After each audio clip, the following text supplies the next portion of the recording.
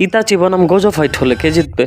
নারুটোর সবচেয়ে জটিল চরিত্র ইতাচি আর জুজুৎসু কাইসেনের সবচেয়ে শক্তিশালী চরিত্র গোজো সাতোরু। যদি এই দুইজন মুখোমুখি হয় কে জিতবে? আজকে আমরা ব্যাখ্যা করব পাওয়ার, ক্ষমতা, দুর্বলতার স্ট্র্যাটেজি, গোজোর লিমিটলেস টেকনিক আর 6 আইস মিলে সে প্র্যাকটিক্যালি আনটাচেবল। ইনফিনিটি ইউজ করে সে যে কোনো আক্রমণ আটকে দিতে পারে, ফিজিক্যাল হোক বা এনার্জি। অন্যদিকে ইতাচির আছে শারিঙ্গান, মাঙ্গেকিউ আর অতিমাত্রায় হিউম্যান ইন্টেলিজেন্স। তার সুকুয়োমি, আমাতরাসু, সুসানো আর অনেক স্ট্রঙ্গার ক্যারেক্টারকে হারাইছে। পাওয়ার ফাইটে গোজো এগিয়ে। গোজোর সবচেয়ে ভয়ঙ্কর স্কিল হলো ডোমেইন এক্সপেনশন, আনলিমিটেড ভয়েড। এই জায়গায় ঢুকলে তোমার চিন্তা করা বন্ধ হয়ে যাবে। কিন্তু ইতাচির সুকুয়োমি সেটা মাত্র এক মুহূর্তেই কাউকে মেন্টাল টর্চারে ফেলে দিতে পারে। যে আগে চোখ চালাবে সেই জিতবে। ইতাচি খুব দুর্বল ছিল শারীরিকভাবে, ইলনেস, চোখের সমস্যা, চাকরা লিমিট। তার বেশি সময় ধরে যুদ্ধ চালানো সম্ভব না। গোজো যদিও শক্তিশালী কিন্তু তার ওভার কনফিডেন্স মাঝে মাঝে তার দুর্বলতা হয়ে দাঁড়ায়। আর তার ইনফিনিটি সবসময় অন নয়, দেয়ালে বা ধোঁকা দিয়েও ব্রেক করা সম্ভব। ইতাচি ছায়া থেকে মারার ক্ষমতা রাখে, গোজোর আত্মবিশ্বাসের ফাঁক দিয়ে। সো যদি ওপেন ফাইট হয় গোজো জিতে যাবে, কিন্তু যদি ইতাচি আগেই কৌশল বানিয়ে রাখে তাহলে গোজো বুঝতেই পারবে না কখন সে হেরে গেছে। এই লড়াই কারো শক্তির নয়, এটা বুদ্ধি আর সময়ের খেলা। গোজো স্ট্রংগেস্ট, তবে ইতাচি স্মার্টেস্ট।